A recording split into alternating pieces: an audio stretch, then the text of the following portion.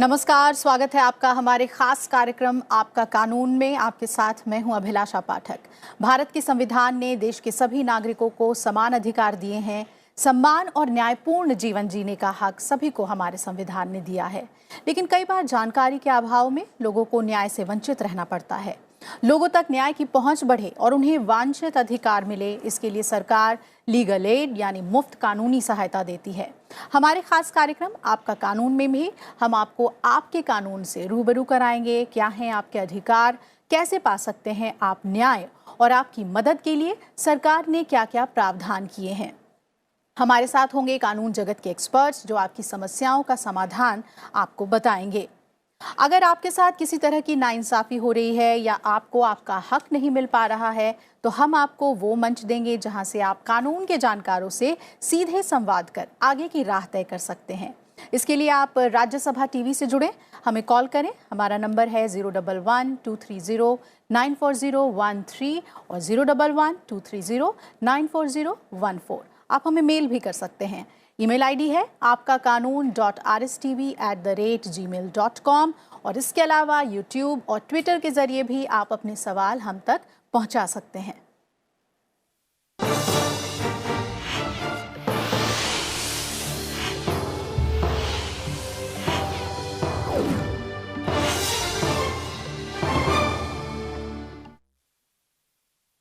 संतान की चाहत किसे नहीं होती, इसलिए अगर अपनी संतान ना हो तो आप बच्चे को गोद भी ले सकते हैं। भारत में किसी बच्चे को गोद लेने से पहले कानूनी प्रक्रिया से होकर गुजरना होता है। कई बार जानकारी के अभाव में निसंतान दंपत्ति पैसों का लेन देन करने वाले गिरोह के चंगुल में फंस जाते हैं, जो कि पूरी तरह से अवैध है। आज हम इसी पर चर्चा करेंगे। भारत में किसी बच्चे को गोद लेने के लिए वो जरूरी शर्तें क्या हैं, गोद लेने वाले व्यक्ति के लिए योग्यता क्या होनी चाहिए। हमारा सुझाव है कि अगर आप या आपका कोई जानने वाला किसी बच्चे को गोद लेना चाहते हैं तो इस कानूनी प्रक्रिया का जरूर पालन करें, ताकि आपको किसी परेशानी का सामना नहीं करना पड़े। अडॉप्शन के लिए आप पात्र हैं या नहीं, और अगर हैं तो आपको कैसे अडॉप्शन की प्रक्रिया पूरी करनी है। सेंट्रल अडॉप्शन रिसोर्स अथॉरिटी कारा की इसमें क्या भूमिका है, इन सभी बातों पर हम विस्तार से बात करेंगे। हमारे साथ खास मेहमान जुड़ रहे हैं, आइए उनसे मिलवाते हैं आपको। दीपक कुमार हैं हमारे साथ, जो सीईओ हैं कारा के। बहुत बहुत स्वागत है आपका दीपक जी। धन्यवाद। दीपशिखा भारती हैं हमारे साथ, वकील सुप्रीम कोर्ट से, और साथ ही हमारे साथ हिमांशु शेखर हैं, सुप्रीम कोर्ट के वकील। बहुत बहुत स्वागत है आप सभी का। तो आइए हम चर्चा की शुरुआत करें। गोद लेने की जो प्रक्रिया है दीपक जी, कारा उसे देखती है किस तरह से। हम अब भारत में देखें कि क्योंकि कहते हैं कि हमारे यहाँ गोद लेने की जो संख्या है वो बहुत कम है अन्य देशों के मुकाबले, लेकिन अभी हाल के दिनों में बहुत ही सकारात्मक नतीजे भी देखने को मिले हैं।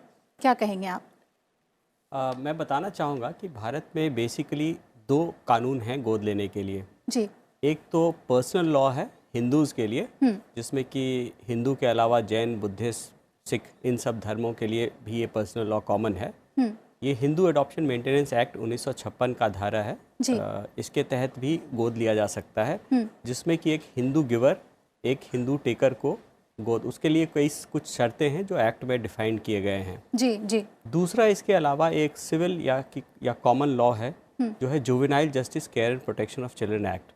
इसका जो लेटेस्ट एक्ट है वो 2015 की एक्ट बोलते हैं, जो जनवरी 2016 से लागू हुआ है जी। इस कॉमन लॉ के तहत किसी भी धर्म के, जाति के लोग बच्चे को अडॉप्ट कर सकते हैं लीगली। और इसी एक्ट को इम्प्लीमेंट करने के लिए देश में जो सेंट्रल अथॉरिटी बनाई गई इस एक्ट के अंदर, वो हमारी सेंट्रल अडॉप्शन रिसोर्स अथॉरिटी है।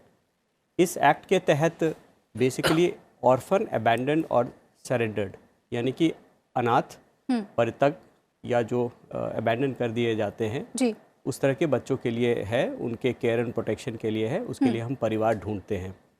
इसके अलावा जो रिलेटिव्स हैं, जो ब्लड रिलेटिव होते हैं, वो भी इस नियम या इस कानून के तहत अडॉप्शन कर सकते हैं। इसमें हमने एक चीज़ और जोड़ा है इस बार रेगुलेशंस के तहत जी, वो है स्टेप चिल्ड्रन अडॉप्शन।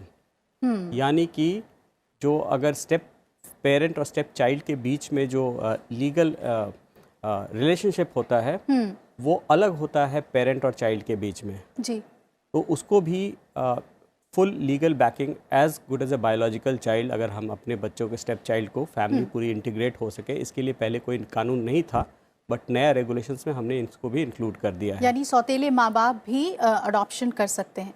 दीपशिखा जी, पूरे अडॉप्शन की प्रक्रिया को अगर हम देखें तो उसे कानूनी तौर पे अपनाना क्यों ज़रूरी है? क्योंकि हम बार बार लोगों को यही कह रहे हैं कि कानूनी प्रक्रिया को ज़रूर अपनाएं।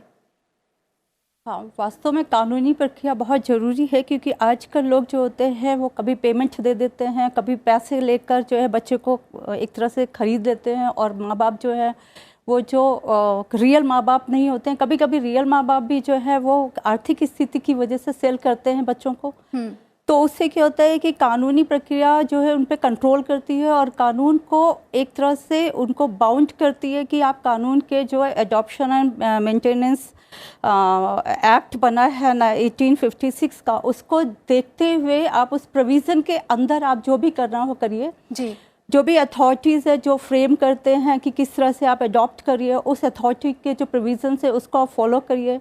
और आप जो है कहते हैं कि जो बीज और रक्त से मनुष्य जो है वो उत्पन्न होता है, उसके पहले वो अपने पिता और माता के वो पहले मतलब माता पिता उसके उत्पन्न हो जाते हैं, और वो उसको उस माता पिता को एक तरह से उनको त्यागने का, उनको किसी को देने का अधिकार होता है। लेकिन जो अधिकार इलीगल हो, जो अवैध हो, वो अधिकार जो है वो कानून के तहत ही उसको प्रिवेंट किया जा सकता है। जी। कहते हैं कि भारत में जो अडॉप्शन की जो लॉज हैं वो बहुत ही जटिल हैं, कॉम्प्लिकेटेड हैं। क्या वाकई में ऐसा है, या फिर सिर्फ क्योंकि इसमें कानूनी प्रक्रिया आ जाता है इसलिए भी लोग पीछे हटते हैं, या कानूनी प्रक्रिया का पालन नहीं करके अडॉप्ट करना चाहते हैं? नहीं, देखिए, अडॉप्शन के लिए तो लॉ है, हिंदू में है। प्रॉब्लम है मुस्लिम, क्रिश्चियन, इन लोगों की कम्युनिटी के लोगों को अडॉप्ट करने में प्रॉब्लम है जी। क्योंकि इन लोगों के लिए कोई पर्सनल एक्ट लॉ में कोई प्रोविज़न नहीं है, और कोई एक्ट, स्पेशल एक्ट इन लोगों के लिए नहीं है जी। तो वो अपना अडॉप्शन जुवेनाइल जस्टिस एक्ट के अंदर कर सकते हैं। सेक्शन 41 प्रोविज़न जो है वो एक सेकुलर प्रोविज़न है, तो इस प्रोविज़न के अंदर वो लोग अडॉप्ट कर सकते हैं, और सरकार ने इस पे बहुत अच्छा और बहुत सारे सरल रेगुलेशंस बनाए हैं जिसके तहत आप अडॉप्ट कर सकते हैं। किसी भी धर्म के लोग हो सकते हैं। तो कानून में जो योग्यता, पात्रता की जो शर्तें जो रखी गई हैं वो क्यों ज़रूरी हैं, ये हमें अपने दर्शकों को समझाना बहुत ज़रूरी है, क्योंकि एक बहुत बड़ी जिम्मेदारी होती है अभिभावक बनना, पेरेंट्स बनना। क्या इस वजह से ये शर्तें जो हैं लोगों को जटिल लगती हैं, लेकिन वास्तव में ये जटिल नहीं है? अच्छा, अगर आप थोड़ा सा मैं समय लूँगा और पूरी इस जर्नी जो एडॉप्शन का है और जो इंटरनेशनल कन्वेंशन क्या है उसको अगर मैं समझाऊंगा तो ये समझ में आ जाएगी कि ये ज़रूरी क्यों है। इससे पहले कि आगे बढ़ूँ, ये जो नया जे एक्ट आया है उसमें पूरी एक चैप्टर डाली गई है एडॉप्शन में। सेक्शन 41 जो आप बात कर रहे थे वो 2000 के एक्ट में था, वो अब रिपेल हो गया है। 2015 का अब 2015 के एक्ट में सेक्शन 41 में नहीं दिया हुआ है, वो पूरी चैप्टर है सेक्शन 56 ऑनवर्ड्स। अदरवाइज 2000 में सिर्फ एक ही सेक्शन था 41, तो वो अब रिपेल हो गया है। अब 2015 के एक्ट में सेक्शन 56 ऑनवर्ड्स है, पूरी एक चैप्टर है। अभी ये जो एडॉप्शन का जो प्रक्रिया होता है उसमें 3 बातें बहुत ही मुख्य इम्पॉर्टेंट है। सबसे पहले तो सोर्सिंग ऑफ द चाइल्ड, बच्चा कहाँ से आता है, ट्रैफिक तो नहीं है ना, कहीं से कोई पैसे लेके मुहैया तो नहीं कर रहा है। तो सोर्सिंग ऑफ द चाइल्ड जो है उसके प्रोटेक्शन के लिए बहुत ज़रूरी है। किसी न किसी एजेंसी को या ऑर्गेनाइजेशन को या कोई गवर्नमेंट का नियत बॉडी हो, ये जांच करना बहुत अनिवार्य है। ये इंटरनेशनल कन्वेंशन में है। दूसरी है एलिजिबिलिटी और सूटेबिलिटी ऑफ द पेरेंट्स और फैमिली जो अडॉप्ट कर रहे हैं, वो सक्षम हैं, किस प्रकार के हैं, क्या उनका उद्देश्य है, क्यों बच्चे को अडॉप्ट करना चाहते हैं, ये बहुत अनिवार्य है इसको निर्धारित करना। और तीसरी बात है पोस्ट एडॉप्शन फॉलो। अगर एडॉप्शन हो गई है तो उसको अच्छे से बच्चे को रख रहे हैं कि नहीं, फैमिली में बाकी जो मेंबर्स हैं वो कैसे बिहेव कर रहे हैं, क्या बच्चे के हित में है कि उस फैमिली के साथ कंटिन्यू करें, उसके साथ कोई शोषण तो नहीं हो रहा। ये 3 बातें जो हैं इंटरनेशनल कन्वेंशन भी कहता है कि स्पेसिफिकली इसको सरकार को इंश्योर करना चाहिए जी। अब ये सारा कुछ जो कन्वेंशन की बातें हैं ये अब हमने जे एक्ट 2015 का आया उसमें, और उसके तहत जो सबऑर्डिनेट लेजिस्लेशन बना एडॉप्शन रेगुलेशन 2017 का जो जी, दोनों को मिला के हमने इनको सारा फिक्स कर दिया है जी। तो अभी सबसे पहली बात तो है कि एलिजिबिलिटी और सूटेबिलिटी, उसमें हम पेरेंट्स के एज भी देखते हैं, उनकी आर्थिक कंडीशन देखते हैं जी। उनकी साइकोलॉजिकल मेकअप क्या है ना, उनके जो एक्सटेंडेड फैमिली मेम्बर्स है या जो घर परिवार में रह रहे हैं उनकी व्यूज़ या क्या है, क्या वो एडॉप्शन करने के लिए तैयार है कि नहीं, मेंटली प्रिपेयर्ड है कि नहीं है। बिल्कुल, योग्यता के महत्व को खास तौर पे देखा जाता है। हम इस पर और आगे चर्चा करेंगे कि क्या योग्यता ज़रूरी है, एलिजिबिलिटी क्या है अगर आप अडॉप्शन करना चाहते हैं। हमारे साथ एक कॉलर जुड़ गए हैं, दिनेश हैं हमारे साथ महाराष्ट्र से। दिनेश जी, पूछिए आप अपना सवाल। हेलो जी, पूछें। सर, मैं 1998 में दत्तक गया था, वो साकोली भंडारा डिस्ट्रिक्ट में। जी। तो वहाँ रजिस्टर से दत्तक पत्र हुआ था मेरा। तो उन्होंने वहाँ पे अपने भाई के लड़के को ला लिया था, उनके नाम से मृत्यु पत्र करा है, और मेरा एडॉप्शन है वो कैंसिल किया है। कैंसिल हो नहीं सकता वैसे आपके हिसाब से? जी, इनका तो अडॉप्शन उन्होंने दुयम निबंधक वाले ने कैंसिल कर दिया। उसमें उन्होंने मृत्यु पत्र में लिखा था कि 1998 में क्या हुआ, दत्तक पत्र रद्द कर दो, नाम वगैरह कुछ लिखा नहीं था उसमें। आपने कहाँ पर बच्चा जो है वो कहाँ से गोद लिया था, ये हम समझना नहीं चाह रहे हैं सर, दिनेश जी। मैं गोद गया था दिनेश अग्रवाल, गोपाल दास जी अग्रवाल, साकोली। जी, आप गोद देने गए थे? हाँ, मैं गया था, खुद गोद गया था। गोद लिया था। गोद लिया था। सवाल इनका बेहतर ढंग से नहीं समझ पा रही हूँ, लेकिन ये पूछना चाह रहे हैं कि इनका अडॉप्शन कैंसिल किया गया, तो इसके पीछे क्या रीजन हो सकता है? हम जानना चाहेंगे कि इन्होंने किसी एजेंसी से लिया था या जी बिल्कुल, मैं भी यही जानना चाह रही थी। आपने कहाँ से गोद लिया बच्चा? जी, क्या कारण हो सकते हैं जब जो रजिस्ट्रेशन है वो रद्द किया जाए? क्योंकि इन्होंने कहा कि इन्होंने रजिस्टर करा लिया था। फॉर लीगली मैं बताना चाहता हूँ, जैसे हमने शुरू में डिस्कस किया, दो कानून हैं। हिंदू एडॉप्शन मेंटेनेंस एक्ट में क्या है कि डीड बना के एडॉप्शन कंक्लूड कर दिया जाता है जी। और उस हिंदू एडॉप्शन मेंटेनेंस एक्ट में कोर्ट में आप तभी जाते हैं जब आपके पास गिवर नहीं है। अगर बच्चे के जो जैविक माता पिता या जिसके पास बच्चा, जिनके गार्डियनशिप, लीगल गार्डियनशिप में है, उसको गिवर बोलते हैं, जो देना चाहते हैं, और लेने वाले एडॉप्टिव पेरेंट्स हो गए। तो अगर कोई गिवर नहीं है तो हिंदू एडॉप्शन मेंटेनेंस एक्ट में अगर गिवर और टेकर दोनों हिंदू होते हैं और गिवर नहीं है, देहांत हो गया है, निधन हो गया है, नहीं है, तो वो कोर्ट का परमिशन लेते हैं और डीड जो है वो एडॉप्शन को कंप्लीट करता है। और हामा का सेक्शन कहता है कि अगर ये डीड बन गया तो इररिवोकेबल है और उसको कैंसिल नहीं हो सकता। कैंसिल नहीं हो सकता, ठीक है। लेकिन अगर मान लीजिए किसी एजेंसी से, अनाथाश्रम से या कहीं से बच्चा है, तो वो तो जुवेनाइल जस्टिस एक्ट के अंदर कवर्ड है। उसमें अगर इन्होंने गलती से डीड या कुछ बनाया तो वो तो वैसे ही इलीगल हो जाएगा। उसमें जे एक्ट के तहत होता है और उसमें कोर्ट ऑर्डर से ही फाइनलाइज होता है एडॉप्शन। उसमें जब तक कोर्ट में, फैमिली कोर्ट या डिस्ट्रिक्ट कोर्ट या सिटी सिविल कोर्ट, ये कॉम्पिटेंट कोर्ट्स होती है, वहीं से एडॉप्शन ऑर्डर पास होती है जी। उसमें जे एक्ट में एक प्रोविजन है जिसको हम डिसोल्यूशन ऑफ एडॉप्शन भी कहते हैं। अगर किसी कारणवश मान लीजिए फैमिली और वो बच्चा आपस में नहीं रह सकते हैं या, तो डिसोल्यूशन की प्रावधान है, बट सेम कोर्ट में जाके उसको डिसोल्यूशन ऑर्डर लेना पड़ता है। This is what the two provisions are. एक चीज़ और जोड़ना चाहूँगी मैं कि जी, अगर वो बच्चा, अगर मान लो फैमिली से ही लिया हो या जो टेकर है, जो ले रहा है, उसमें ये होना चाहिए कि उसके पास, मान लो वो मेल ले रहा है, किसी लड़के को ले रहा है, तो उनके पास पहले वो लड़का नहीं होना चाहिए, या फैमिली का नहीं होना चाहिए, या सन का सन नहीं होना चाहिए, लड़के का लड़का नहीं होना चाहिए, या उसके लड़के का लड़का नहीं होना चाहिए। और अगर कोई फीमेल ले रही है, शी इज़ ए मतलब गिवर, और मान लो ये दे रहे हैं और ले रही है वो, या ले रहा है, तो अगर फीमेल दे रही है तो उसकी डॉटर जो है, वो डॉटर उसके पास पहले से नहीं होनी चाहिए। लेजिटिमेट और इलेजिटिमेट कोई भी डॉटर नहीं होनी चाहिए, लड़की नाम पर नहीं होना चाहिए, चाहे वो डॉटर्स डॉटर हो या अडॉप्टेड हो, और पहले से अडॉप्टेड नहीं होना चाहिए। और ये जिसको ले रहा है वो भी 2 या 3 बार अडॉप्टेड नहीं होना चाहिए पहले से। ऐसा प्रावधान जुवेनाइल जस्टिस एक्ट में नहीं ये है। जो बता दिस रहे इज हैं ये under the Hindu adoption and maintenance act 1956 में। उसमें है सेम सेक्स एडॉप्शन प्रोहिबिटेड है। मतलब सीधी बात साफ तौर पे बताएं तो जो एडॉप्ट कर रही परिवार होता है, अगर उसके पास मेल संतान कैसे भी हो, जैविक हो या अडॉप्टेड पहले से है, तो वो एक मेल चाइल्ड नहीं ले सकता है। फीमेल उनके पास पहले से है तो फीमेल नहीं। वो हामा में प्रोविजन है, जे एक्ट में नहीं। जी बिल्कुल। और उसमें 21 वर्षों का डिफरेंस भी होना चाहिए। अगर बच्चे मेल चाइल्ड को ले रहे हैं तो 21 साल का डिफरेंस होना चाहिए उसके जो अडॉप्टिव पेरेंट्स से 21 वो साल का फर्क होना अगर चाहिए। मेल लड़का ले रहे हैं तो फादर का 21 साल से डिफरेंस नहीं, होना नहीं, चाहिए। मैं इसमें थोड़ा सा करेक्ट करूंगा। ये ओनली प्रोविजन है अगर एक तो हामा में हमेशा अगर कपल एज अडॉप्ट करते हैं तो मेल अडॉप्टर होता है, वाइफ कंसेंटर होती है। जी ओके तो जब मेल अगर अडॉप्ट कर रहा होता है तो लड़की अगर अडॉप्ट करता है तो लड़की और उसके पिता के बीच में 21 साल का फर्क होना है। चलिए हम इस पर आगे और भी चर्चा करेंगे। संतान अगर ईश्वर का आशीर्वाद है तो माता पिता का होना भी सौभाग्य की बात होती है। देश में लाखों बच्चे हैं जिनके सिर पर माँ बाप दोनों का ही हाथ नहीं होता।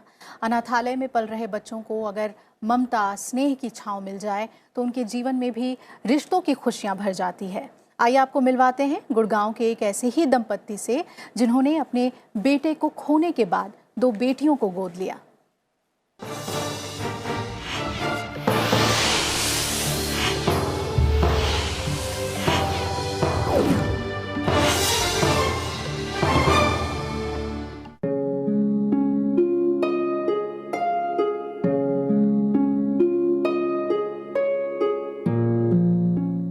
विक्रांत अब कभी वापस नहीं आएंगे। कर्नल जयंत कुमार अक्सर अपने बेटे की तस्वीर को देखते रहते हैं। अपनी जिंदगी में आए खालीपन को दूर करने के लिए जयंत कुमार ने 2 बेटियों को गोद लिया। 2.5 साल पहले मेरा जो इकलौता सन था, he was murdered in Jodhpur and our life became a vacuum। तो हमने सोचा कि अडॉप्शन कर लेते हैं एंड therefore हमने कोशिश करी और पता चला कि कारा के थ्रू ही सारे अडॉप्शंस होते हैं। तो we approach the child adoption and resource agency and they were very helpful and they guided us very well, and we went in for the resource for the adoption जैसे उन्होंने suggest किया। We were doubtful about a couple of issues कि हम क्या करना चाहते हैं, क्या नहीं करना चाहते हैं, single child, siblings, newborn baby or whatever। तो उन्होंने they were very open, very professional in their guidance, and we have now adopted 2 daughters। We are very proud of them, their siblings, and this was done on the behest of CARA and the other agencies which are associated with them। They provided us the good inputs with respect to what the entire adoption process is, how it goes through और क्या हमें करना चाहिए। विक्रांत की हत्या कर दी गई और न्याय के लिए यह परिवार कानूनी लड़ाई लड़ रहा है, लेकिन जयंत कुमार की पत्नी का कहना है कि बेटियों को गोद लेने की प्रेरणा उन्हें अपने सोशल वर्कर बेटे से ही मिली। विक्रांत जब जीवित थे तब वो अक्सर अपने माता पिता से बेटी गोद लेने को कहते थे। माई सन वॉज वेरी ब्राइट एंड बहुत सोशल वर्कर था। उसने काफ़ी एजेंसीज़ के साथ काम किया। गूंज में एनजीओ जब केदारनाथ में क्लाउड बस्ट हुआ उस समय he stayed there for 45 days and he served there. That time he was only 18 and he was youngest volunteer there. So उसकी मेरे बेटे ने जितना भी काम किया था सोसाइटी के लिए, वो उसको स्टाइफन मिलता, वो डोनेट कर देता सारा, लेकिन he was social worker.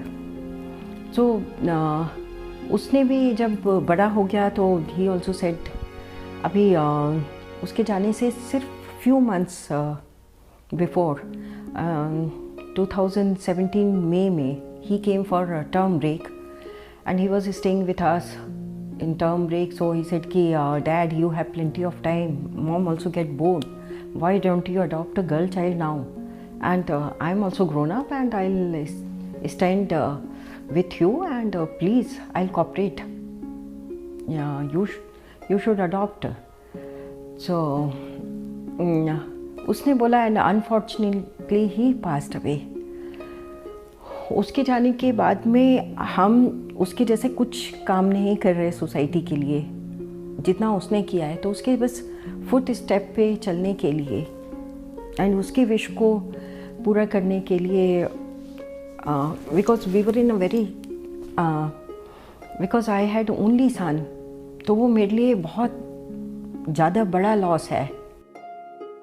Adoption करने के बाद जिम्मेदारियां काफी बढ़ जाती हैं। बिना परिवार के पले बढ़े बड़े बच्चों को भावनात्मक तौर पर खुद से जोड़ना चुनौतीपूर्ण है।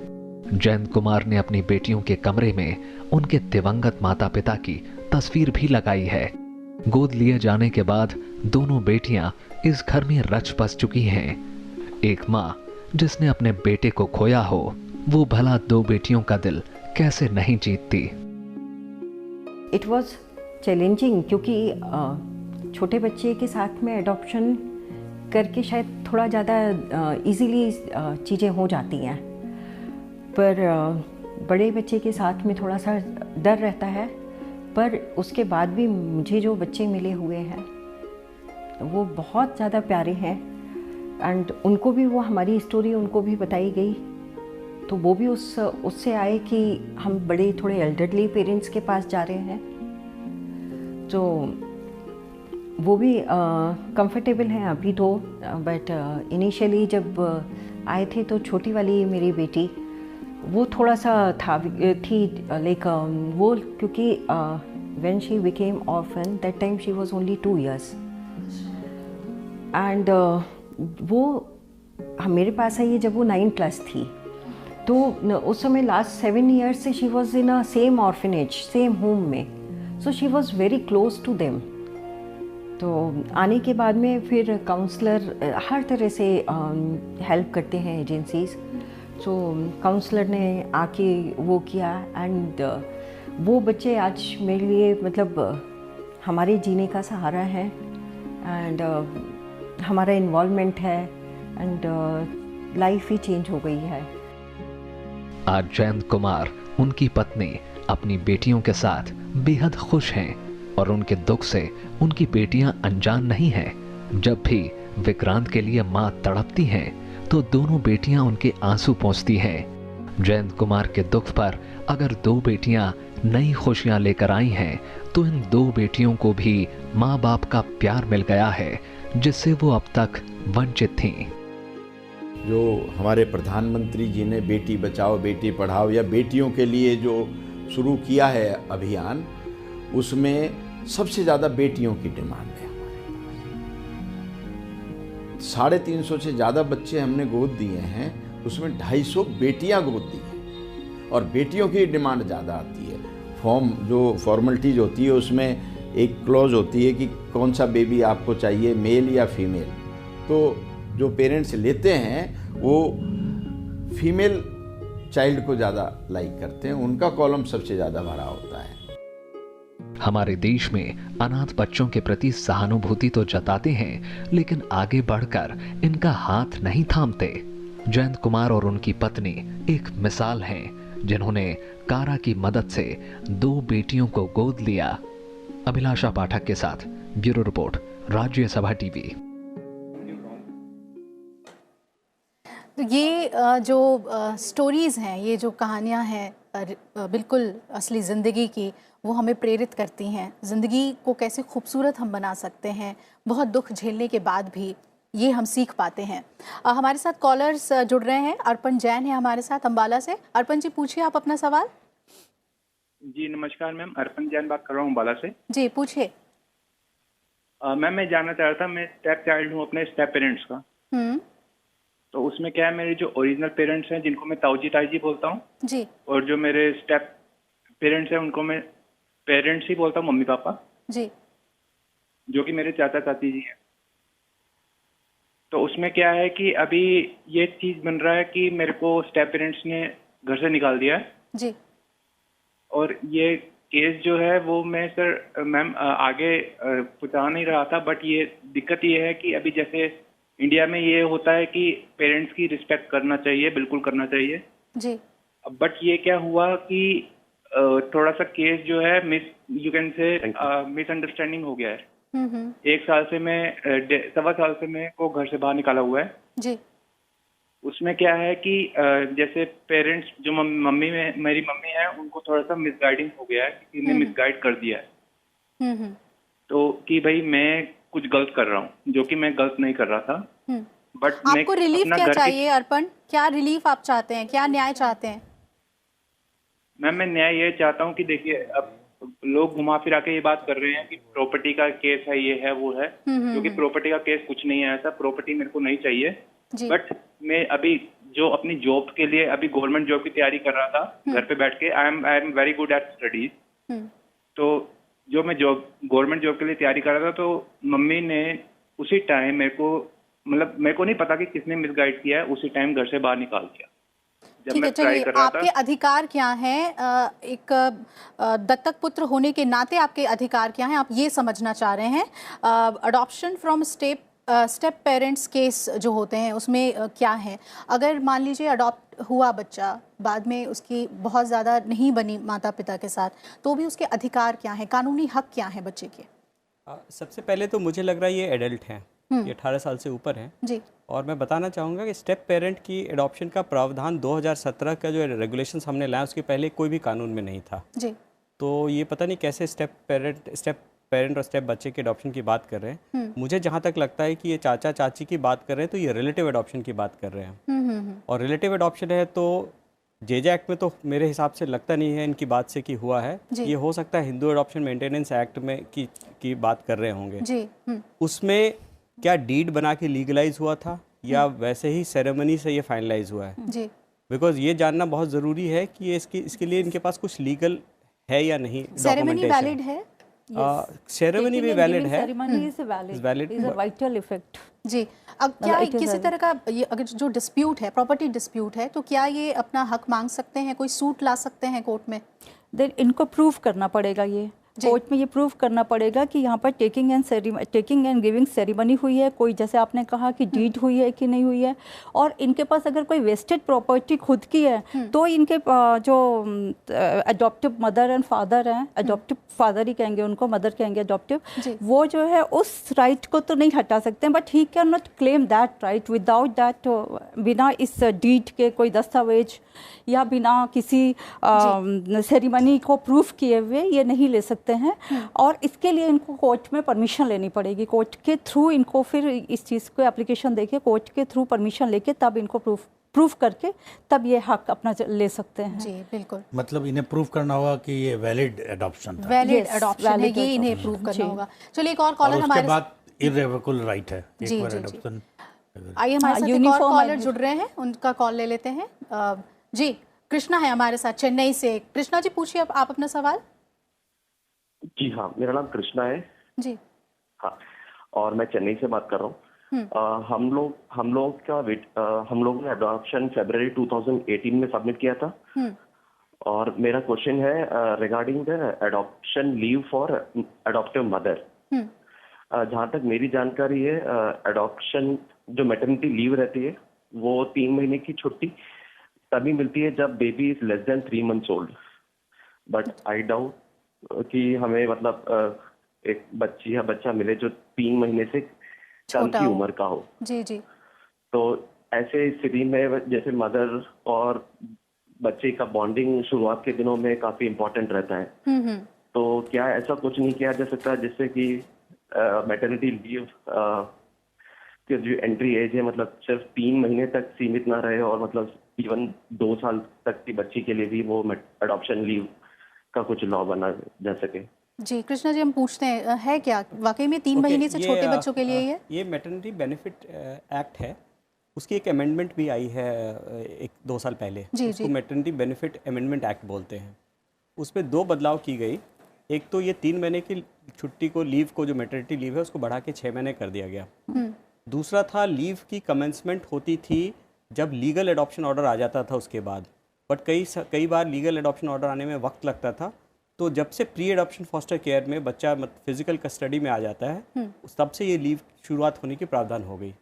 तीसरी बदलाव जो आई वो थी पहले लीव 1 साल के उम्र के बच्चे ख़त्म होने के एज होने के पहले लीव ख़त्म करनी पड़ती थी जी। उसको चेंज करके स्टार्टिंग 3 महीने के पहले कर दिया गया। तो बाकी सब चीज़ें तो ठीक है, बट इनका कहना बिल्कुल सही है कि 3 महीने से छोटा बच्चा जेजे एक्ट के तहत एडॉप्ट बहुत कम ही हो पाते हैं। तो मैक्सिमम लोगों को ये बेनिफिट से अभी मेरे ख्याल से वंचित रह जा रहे हैं। तो हमने इसका ऑलरेडी पॉलिसी में चेंज के लिए हमने DOPT को फॉर गवर्नमेंट दिस थिंग, जी। और जो मिनिस्ट्रीज़ हैं जो छुट्टी और इसकी जो नोटिफिकेशंस करते हैं उनको हमने लिखा है, और हम कोशिश कर रहे हैं कि इनका कहना बिल्कुल सही है कि किसी भी उम्र का बच्चा हो उसकी बॉन्डिंग के लिए, उसके इनिशियल देख रेख के लिए छुट्टी मिलना चाहिए। तो हम उसके लिए प्रयत्न कर रहे हैं कि उसमें ये भी बदलाव आ जाए ताकि किसी को इससे वंचित ना रहे इस बेनिफिट से। एक और कॉलर हमारे साथ जुड़ गए हैं, बेंगलोर से हमारे साथ संदीप हैं। पूछिए संदीप जी।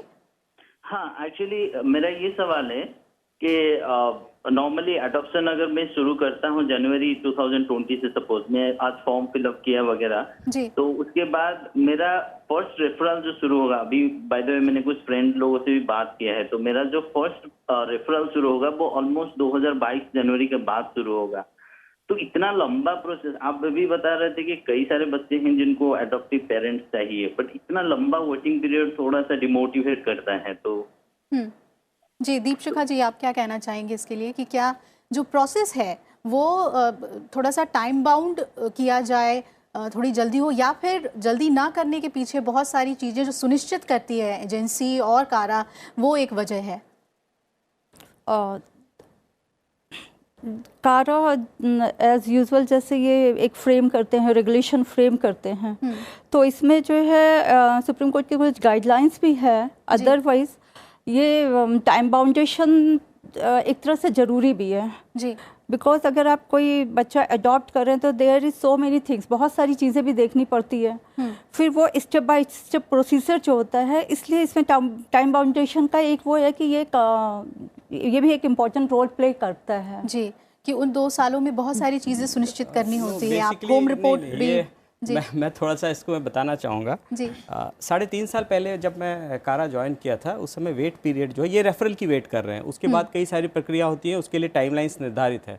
जैसे 10 दिन के अंदर कोर्ट में पिटीशन फाइल होगा, 20 दिन के अंदर एडॉप्शन कमेटी उसकी मीटिंग करती है, 2 महीने के अंदर कोर्ट ने ऑर्डर देना है, तो हर चीज़ की टाइमलाइन फिक्स्ड है। ये बात कर रहे हैं कि जब ये रजिस्टर करते हैं और रेफरल जो पहला मिलता है उसकी वेट की पीरियड में, तो ये मैं आपको बताना चाहूँगा कि मेरे पास हर महीने तकरीबन 1000 फैमिलीज या पेरेंट हैं जो रजिस्टर करते हैं, और मेरे पास जो लीगली फ्री होते हैं बच्चे छोटे, भारतवर्ष में जनरली सारे लोग 6 साल से कम उम्र के बच्चे लेने चाहते हैं जी। बड़े बच्चे की रिक्वायरमेंट या चॉइस बहुत कम फैमिलीज के पास है जी। तो हम 300 से 350 बच्चे ही हम हर महीने छोटे बच्चे जो हैं नॉर्मल, उनको लीगली फ्री कर पाते हैं पेरेंट्स में देने के लिए। तो हर महीने 600-650 फैमिलीज जो हैं वो क्यू में जुड़ते जा रहे हैं। तो आज अगर जैसे हम यहाँ बैठ के बात कर रहे हैं तो तकरीबन 25,000 फैमिलीज हैं जो हमारे पास रजिस्टर्ड हैं, वेटिंग फॉर अडॉप्शन है।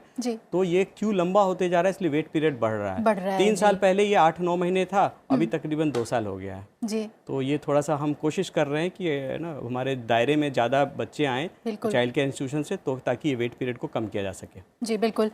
एक मेल है हमारे पास, हम लोग बच्चा लेने के लिए इच्छुक हैं, गोद लेने के लिए, हमारी कागजी कार्रवाई भी हो गई है। एक दिक्कत आ रही है, हम दोनों 45 और 46 की उम्र के हैं, इस वजह से कुछ बातें हमें कारा एजेंट द्वारा बताई गई, मुझे उस बारे में जानकारी चाहिए। दीपक जी, पहला सवाल है इन्हें, क्या हमें 4 साल से कम उम्र का बच्चा नहीं मिलेगा? क्या मिशैप सर्टिफिकेट 40 साल के कम उम्र के रिश्तेदार दंपत्ति का होना ज़रूरी है? 40 से ज़्यादा उम्र के अनमैरिड रिश्तेदार से ये सर्टिफिकेट क्या हम नहीं ले सकते? और कोई भी रिश्तेदार इस तरह की सर्टिफिकेट स्टैम्प पेपर पर देने से कतराते हैं। ये तमाम कुछ बहुत ही लीगल टर्म्स भी हैं इसमें, ये समाधान बताएं इनका।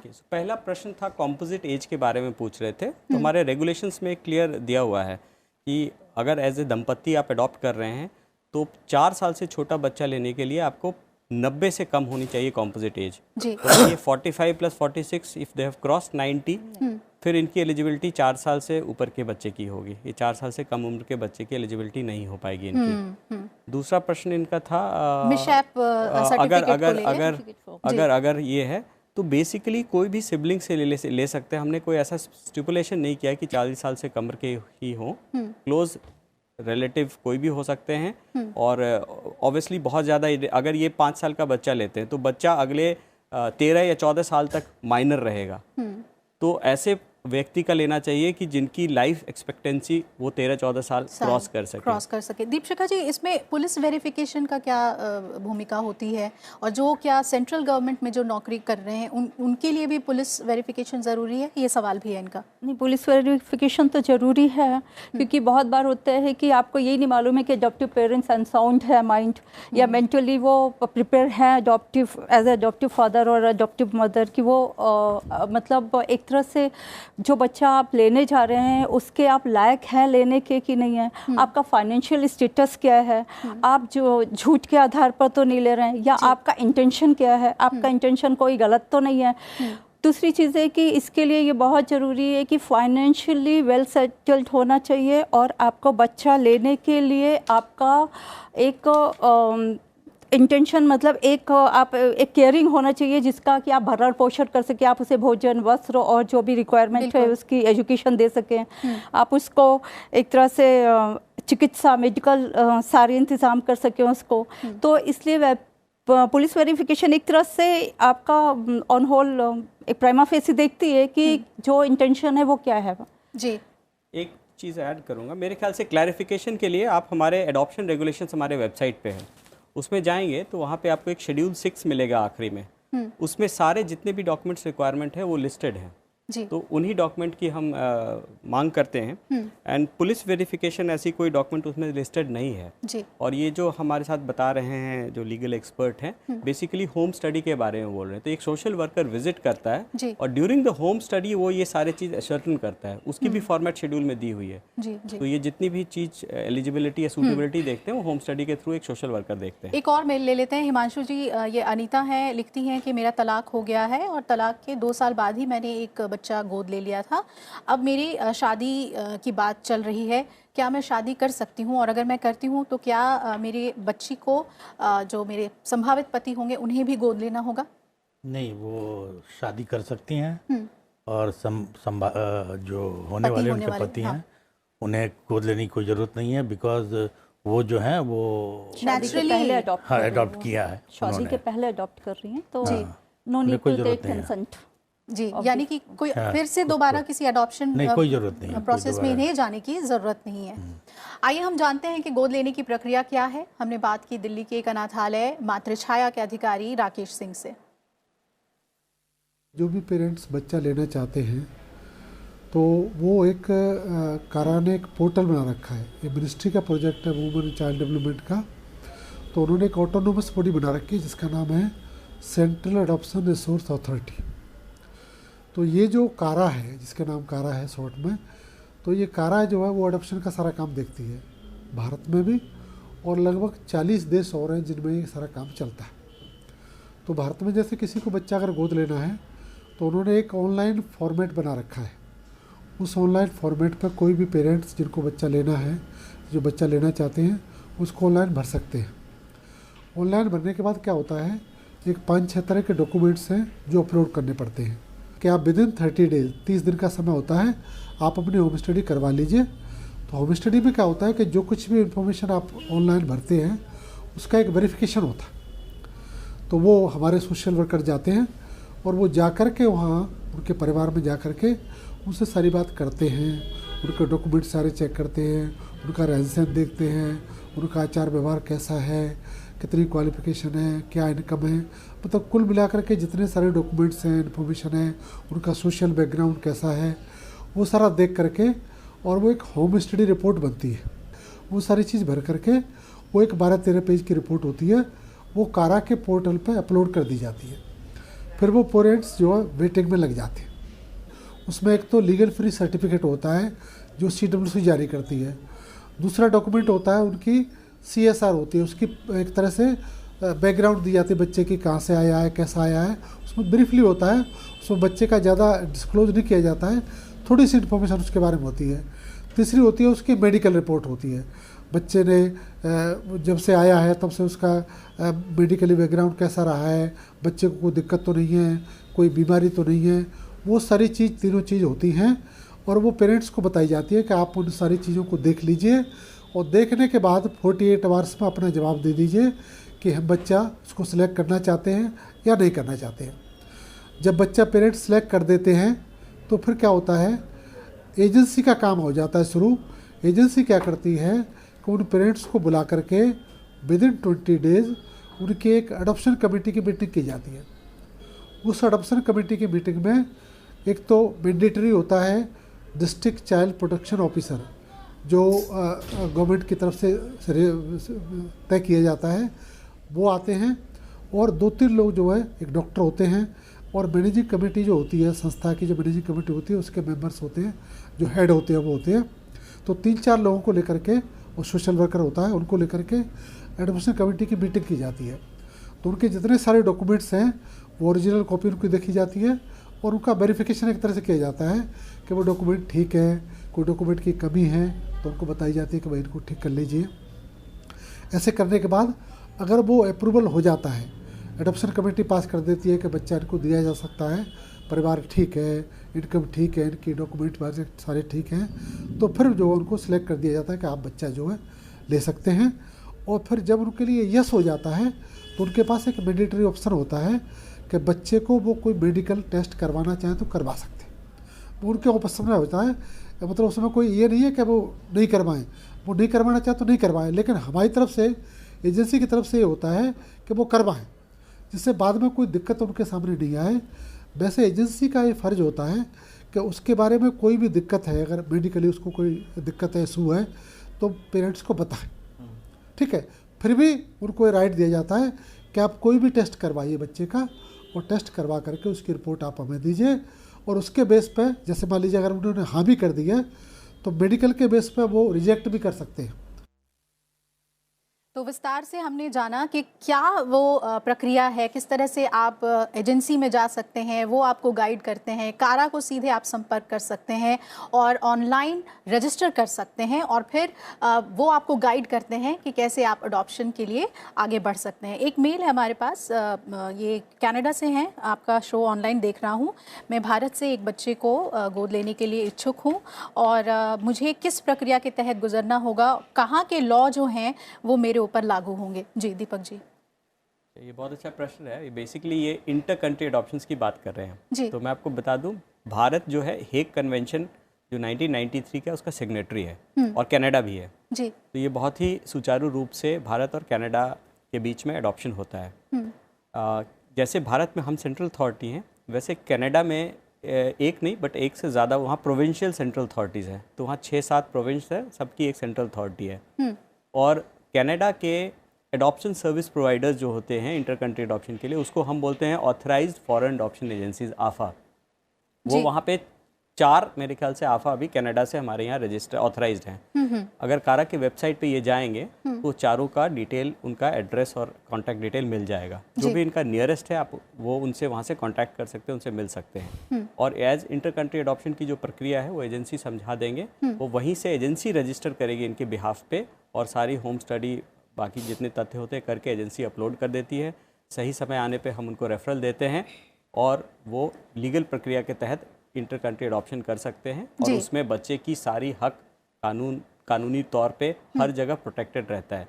क्योंकि जब भारत आर्टिकल 17 के तहत नो ऑब्जेक्शन सर्टिफिकेट इशू करता है कन्वेंशन के आर्टिकल के तहत, उससे पहले जो रिसीविंग कंट्री है, भारत स्टेट ऑफ ऑरिजिन कहा जाता है, और रिसीविंग कंट्री जहाँ बच्चा हैबिचुअली रहने जाता है, तो वहाँ की भी सारी राइट्स, रिस्पॉन्सिबिलिटीज, सब कुछ उनको वहाँ पे मिल जाती है। उसको वीज़ा जैसे एडॉप्शन होता है मिल जाता है, और अगर सिटीजनशिप एडॉप्टिव पेरेंट्स का कनाडा का है तो बच्चे को इमीडिएटली सिटीजनशिप भी मिल जाता है वहाँ जाने पे। जी चलिए, अनूप हमारे साथ अगले कॉलर जुड़ रहे हैं। अनूप जी, पूछिए आप अपना सवाल। हाँ जी सर, मैं अनूप जेठवा बोल रहा हूँ गुजरात से जी। मेरी सिस्टर को एक 3 साल का बच्चा है, और अभी उसको रिसेंटली ट्विंस आए, एक लड़का और एक लड़की जी। तो उनके टोटल 3 बच्चे हो गए, और मैं भी शादीशुदा हूँ, मेरा भी एक लड़का है। तो अभी उनको जो ट्विंस आए, एक लड़का और लड़की, उसमें से लड़की को मैं एडॉप्ट करना चाहता हूँ जी। तो मुझे क्या लीगल प्रोसीजर क्या करना पड़ेगा? ठीक है, इनका एक बेटा है, अब ये बेटी अडॉप्ट करना चाहते हैं और बहन से ही करना चाहते हैं जी। अच्छा, इसमें ये अगर हिंदू धर्म से हैं तो हिंदू अडॉप्शन मेंटेनेंस एक्ट में भी कर सकते हैं, क्योंकि इनके पास लड़की नहीं है तो ये लड़की अडॉप्ट कर सकते हैं, उनकी बहन भी हिंदू गिवर होगी, तो ये सबसे सिंपल प्रक्रिया इनके लिए हो जाएगा कि ये डीड बना के ये अडॉप्शन कर सकते हैं, प्रोवाइडेड ये हामा का वो क्राइटेरिया मीट करते हैं जो कि बच्ची और उनके पेरेंट के बीच में 21 साल का डिफरेंस होना चाहिए, जो होना मेरे ख्याल से होगा। दूसरा है ये जे एक्ट जो कॉमन लॉ है जो हम एडमिनिस्टर करते हैं, उसके अंदर भी रिलेटिव अडॉप्शन की प्रोविज़न है। ये हमारे वेबसाइट पे जाएंगे तो वो उनको एक लिंक मिल जाएगा रिलेटिव अडॉप्शन का, उसमें ये अपना सारा फॉर्म भर के और अपनी डॉक्यूमेंट्स हमारे पोर्टल पे अपलोड कर देंगे जी। जैसे अपलोड होगा तो इस जिस भी जगह पे ये रहते हैं वहाँ का district child care protection unit में हम सारी डिटेल्स भेज देते हैं। वो इनकी रिलेशनशिप सिर्फ वेरीफाई करके हमें बताती है। जैसे उनकी रिलेशनशिप वेरीफाई होकर हमारे पास आ जाती है, हम एक अप्रूवल लेटर इशू कर देते हैं, जिसके बेसिस पे ये कोर्ट में जाके कोर्ट का ऑर्डर ले सकते हैं अंडर जे एक्ट। वो रिलेटिव अडॉप्शन ये कंप्लीट कर सकते हैं। हमारे साथ अर्पण जुड़े थे अम्बाला से, उनकी कुछ क्वेरी रह गई है, फिर से उनके कॉल को हम शामिल कर रहे हैं। अर्पण जी पूछ लीजिए, क्या जानना चाहते हैं? जी मैम, एक चीज पूछना था आपसे। जो एक पॉइंट उठा था कि जैसे मेरी सिस्टर जो है, मेरी सिस्टर जो है आफ्टर 2 इयर्स आ गई थी जी इस अर्थ पे। तो उसमें क्या है कि मेरे पेरेंट्स ने मेरे स्टेप पेरेंट्स ने मेरे को 2 साल पहले अडॉप्ट किया था। उनको नहीं पता था कि डॉटर आने वाली है इस दुनिया में, ठीक है। तो अब क्या है कि अब उसकी मैरिज हो गई है। अब मैं जैसे आपको बताया था कि मेरा पढ़ाई अच्छा है, ठीक है जी। तो उसमें मैं जब एग्जाम की तैयारी कर रहा हूँ तो उसके बाद कोई आके उल्टा सीधा बोल देता है। और पेरेंट्स मेरे अच्छे हैं, मेरे स्टेप पेरेंट्स अच्छे हैं, बट क्या है कि कोई मिसगाइड कर रहा है। तो मैं ये जानना चाह रहा था कि ये एलिगेशंस, जो फॉल्स एलिगेशंस में, जो कि अब मैं बता नहीं पा रहा हूँ टीवी पे, क्योंकि देखिए लाइव जा रहा है। चाहते क्या है, हम ये बहुत समझना चाहेंगे अर्पण, क्या चाहते हैं आप? मैम मैं ये चाह रहा था कि जो भी, देखिए अगर मैं लीगली जा रहा हूँ, इसमें कोर्ट में जा रहा हूँ तो बहुत टाइम लग जाता है इस चीज में जी। मेरे को, मैं आपको छोटी एक चीज बता रहा हूँ कि मेरे को प्रॉपर्टी का कोई इशू नहीं है जी, ठीक है। मैं ये चाह रहा था कि मेरी गवर्नमेंट जॉब या जॉब जो भी मैं कर रहा हूँ वो सिक्योर रहे, और कोई भी कान जो भर रहे हैं तो उसमें ऐसा कुछ ना चले। देखिए मेरा भी अपना लाइफ है। चलिए ठीक है, सिक्योर्ड ये कैसे रहें? शायद जिस तरह का पारिवारिक समस्या इनको चल रही है, एक्चुअली मुझे लगता है कि ये किस एज में अडॉप्ट हुए हैं, पहली बात तो। दूसरी चीज़ मुझे ये लग रहा है कि ये जो है इनसिक्योर हैं, जिसकी वजह से जैसे ये जो सोशल एजेंसीज होती हैं, जाती हैं घर पर, तो कंसल्टेशन और एक तरह से इनको सोशल एजेंसीज से बात करनी चाहिए ताकि वो जो है इसका समाधान कर सके। और जो सबसे बड़ा सवाल कि अडॉप्शन लीगल है या नहीं, ये अडॉप्शन लीगल का इनको बताना पड़ेगा कि अडॉप्टेड मीन्स ये किस एज में अडॉप्ट हुए हैं, और ये हिंदू अडॉप्शन एक्ट के तहत 1956 के प्रोविज़न को मीट करते हैं कि नहीं ये।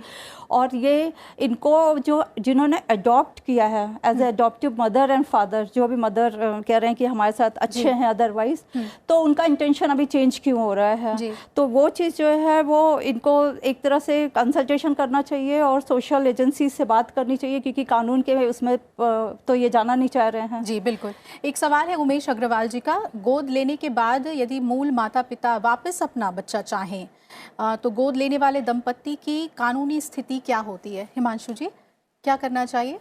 ये पूछ रहे हैं कि अगर गोद ले लिया उसके बाद माँ बाप कह रहे हैं कि हमें बच्चा वापस हमारा चाहिए, तो क्या करें? ये नहीं हो सकता है जी। They have to take permission from the court. हाँ, वो वापस नहीं ले सकते हैं। तो ऐसे डिस्प्यूट्स क्या दीपशिखा जी कोर्ट में आते हैं जहां बच्चे को वापस मांगा जाता है? वो वापस मांगते हैं, बट ये they can not return that और they can not ask, because वो पूरा एक सेरेमनी के तहत इन्होंने किया हुआ है। एक तरह से अडॉप्ट किया है। इंट्रिंसिक एक इनहेरेंट, मतलब कहना चाहिए कि इनहेरिटेंस पूरा लॉ एक वो होता है कि आप जो है मन से आप अडॉप्ट, किसी को आप गिवर हैं एंड दे आर टेकर। तो आप जब एक को दे रहे हैं और उसकी एक तरह से अपने नेचुरल राइट्स जो है अपना माँ बाप का वो आप अडॉप्टिव पेरेंट्स को ट्रांसफर कर रहे हैं, तो again you can not take, again you can not transfer. प्रक्रिया पूरी हो जाने के बाद वो वापस नहीं हो सकती है। लेकिन कानूनी प्रक्रिया इसमें बेहद जरूरी है। हाँ। और subject to provision of the law की कितने डीड है, क्या क्या सारी प्रोसेस क्या किया है इन्होंने देखना पड़ेगा। एक और कॉलर हमारे साथ जुड़ रहे हैं, मोहम्मद इलियास हैं। पूछिए इलियास साहब, क्या जानना चाहते हैं आप? हेलो जी पूछें। जी मैम, मेरी सिस्टर एक बच्चा लेना चाहती हैं, तो उसके लिए सर क्या फॉर्मेलिटी वगैरह पूरी करनी पड़ेगी, पेपर वगैरह जो भी? फॉर्मेलिटी के बारे में हम लगातार बता रहे हैं, कार्यक्रम आप देखिएगा, ग्राफिक्स के जरिए हम आपको पॉइंट्स में समझा रहे हैं कि क्या डॉक्यूमेंट्स आपको चाहिए होते हैं, कैसे करना होता है। लेकिन इनके मामले में हम ये समझना चाहेंगे क्योंकि सबसे पहले एक एप्लीकेशन दे दीजिए, फिर जाके आपको रजिस्ट्रेशन कराइए। कोई किसी चीज़ की आवश्यकता नहीं है, आप सीधे हमारे वेबसाइट पे जाइए www.cara.nic.in। इस पे जाएंगे तो नीचे साइड में आपको रजिस्ट्रेशन की एक बटन मिलेगी और उस पर आप क्लिक करेंगे तो आपका in country orphan abandoned surrendered बच्चों के लिए अडॉप्शन का एक लिंक मिलेगा। उसको क्लिक करेंगे तो सारी डिटेल आपको पता लग जाएगी कि क्या क्या डॉक्यूमेंट चाहिए क्या, और वहीं पे फॉर्म भरना होता है, अलग से कोई एप्लीकेशन देना नहीं होता। ऑनलाइन आप भरेंगे फॉर्म और आपकी रजिस्ट्रेशन हो जाएगी। रजिस्ट्रेशन करने के समय आप जहाँ भी अपना एड्रेस भरते हैं वहाँ के लिस्ट आ जाएगी अपने आप ही ड्रॉप डाउन मेनू में एजेंसीज़ की। अगर आप जैसे दिल्ली से भर रहे हैं तो यहाँ दिल्ली में 11 एडॉप्शन एजेंसीज़ हैं, तो इन 11 एजेंसीज़ की लिस्ट नाम आ जाती है। आपकी जो भी नियरेस्ट है आप उनमें से एक को चुन लें, वो एजेंसी आपके घर आके होम स्टडी करती है। तो आपकी होम स्टडी की प्रक्रिया तकरीबन 1 महीने के अंदर पूरी हो जाती है, जिसमें आपकी एलिजिबिलिटी सूटेबिलिटी एजेंसी जांचती है और वो डॉक्यूमेंट हमारे वेबसाइट पे एजेंसी अपलोड कर देती है। भरते समय एप्लीकेशन आपको 3-4 चॉइस भरने की ऑप्शंस मिलता है। सबसे पहले चॉइस तो होता है कि आप किस सेक्स के बच्चा को लेना चाहते हैं, जिसमें मेल फीमेल या नो चॉइस भी दे सकते हैं जी। दूसरा चीज़ होता है age group of the child, 0 to 2, 2 to 4 ऐसे अलग अलग ग्रुप्स हैं वो बने हुए हैं। बट इसमें कॉम्पोजिट एज का है, अगर दंपत्ति का कंबाइंड एज 90 साल से कम है तभी वो किसी भी एज ग्रुप के बच्चे को चुन सकते हैं। अगर 90 से क्रॉस हो गया है और 100 से कम है तो उनको 4 साल से ऊपर का बच्चा मिलता है। अगर 100 से भी क्रॉस हो गया है तो 8 साल से ऊपर के बच्चे ले सकते हैं, और अगर 110 से क्रॉस हो गया है तो एलिजिबल नहीं है अडॉप्शन के लिए। तो इसके हिसाब से वो करते हैं। तीसरी ऑप्शन आपको चुनने को मिलती है किस जगह से आप बच्चा लेना चाहते हैं। मैं आज अगर दिल्ली में हूँ बट मैं बिलोंग करता हूँ अगर साउथ के किसी स्टेट से और मैं चाहता हूँ कि साउथ का ही कहीं से बच्चा लूँ, तो वो ऑप्शन है मेरे पास। तो मैं 3 स्टेट आप कोई भी दे सकते हैं, या चौथा ऑप्शन आप ये भी दे सकते हैं एनीवेयर इन इंडिया। और अगर आप स्पेसिफिक किसी एक ही स्टेट से लेना चाहते हैं तो तीनों चॉइस में आप सेम स्टेट का नाम डाल दें, वो भी ऑप्शन आपके पास है। तो ये चॉइस भर के आप अपना एप्लीकेशन कंप्लीट कर सकते हैं। एक मेल है हमारे पास आनंद शर्मा का, संपत्ति से जुड़ा सवाल है इनका। कह रहे हैं कि मैं दत्तक पुत्र हूँ और संपत्ति को लेकर मेरे भाई बहनों से विवाद चल रहा है, मेरे अधिकार क्या हैं, क्या किस तरह से इनके अधिकार संरक्षित हैं? हाँ, बिल्कुल उनके अधिकार संरक्षित है। उनके वे सभी अधिकार हैं जो एक बायोलॉजिकल चाइल्ड को होता है। They are equal, they have got equal rights जी। तो वो कोर्ट में जाएंगे और कोर्ट में उनका समाधान होगा। उनका बराबर का अधिकार है और बच्चों के साथ, जितना और बच्चों को अधिकार है उतना इनको भी अधिकार है, एक अडॉप्टेड चाइल्ड को भी उतना ही अधिकार है जी। सिंगल मदर्स के लिए क्या नियम है, ये सवाल पूछ रही हैं निकिता, और कह रही हैं कि क्या उम्र इसमें एक बड़ा क्राइटेरिया है? मैं अभी 25 साल से कम उम्र की हूँ लेकिन बच्चा अडॉप्ट करना चाहती हूँ, तो उम्र का जो क्राइटेरिया है वो दीपशिखा जी वो भी बता दीजिए। वो मेल अडॉप्ट करना चाह रही हैं या बेटी अडॉप्ट करना चाह रही हैं? अभी इन्होंने फैसला नहीं लिया है, तो अगर वो मेल अडॉप्ट कर रही हैं तो फिर उनको 21 साल का वो फॉलो करना पड़ेगा। अदरवाइज आप एक बार फिर से क्वेश्चन बोलेंगे कि just I wanted to listen legally. जी, ये कह रही है कि मैं 25 से कम उम्र की हूँ और बच्चा अडॉप्ट करना चाहती हूँ, सिंगल मदर के लिए क्या नियम है? She can adopt. जैसे अभी सुष्मिता सेन और बहुत लोगों ने अडॉप्ट किया है, तो she can adopt, she has. अगर बालिग है तो आप अडॉप्शन में जा सकते हैं। 18 साल से उम्र ज़्यादा है तो कर सकते हैं। नहीं, सिंगल लेडी है, 18 साल से ऊपर है, बालिग है, वो अडॉप्ट कर सकती है जी। क्या मैं बताऊं? जी। एडॉप्शन में सिंगल मेल, सिंगल फीमेल और दंपत्ति कोई भी एडॉप्शन के लिए एप्लीकेशन कर सकते हैं जी। पहले कंडीशन है कि कोई एडॉप्टेड, जेजे एक्ट के अंदर मैं बात कर रहा हूँ, एडॉप्टिव पेरेंट और एडॉप्टेड चाइल्ड के बीच में मिनिमम 25 साल का गैप होना चाहिए। ये जेजे में है, ये जेजे एक्ट में दिया हुआ है जी। तो ये जेजे एक्ट की ही बात कर रहे हैं एडॉप्शन में लेने के लिए जी। तो अभी इनकी अगर उम्र 25 साल नहीं हुई तो ये भी एलिजिबल नहीं है even as a single parent जी।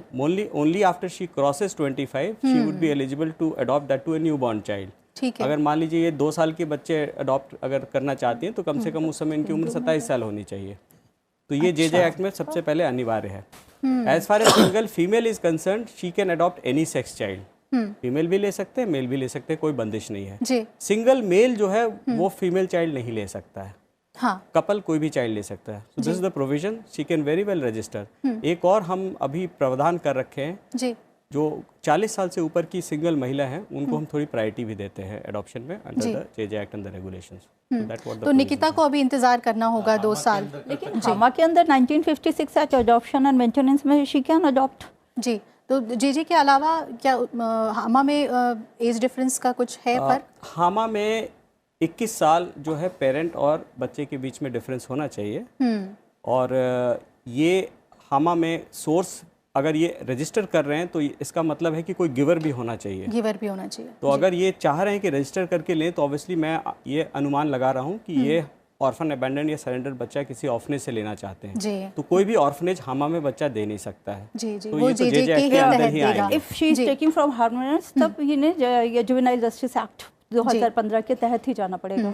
बहुत ही छोटी छोटी बातें हैं, लेकिन अडॉप्शन के लिए जो रास्ता है उसे सरल से सरल बनाया गया है। कई अमेंडमेंट्स भी बाद में किए गए और हम ये उम्मीद करते हैं कि आज अडॉप्शन लॉज को लेकर आप जागरूक हुए होंगे, प्रेरणा भी आपको मिली होगी कि समाज के प्रति जो हमारी जिम्मेदारी है ना सिर्फ अपने भावनात्मक खुशियों के लिए बल्कि एक जिम्मेदारी के तौर पे भी हमें आगे आना चाहिए और ऐसे बच्चों का हाथ थामना चाहिए जो माता पिता की चाह रखते हैं, उन्हें ज़रूरत है और हमें भी माँ बाप बनने का सुख मिल सकता है अडॉप्शन लॉज के तहत, कानूनी प्रक्रिया के तहत बच्चों को लेकर।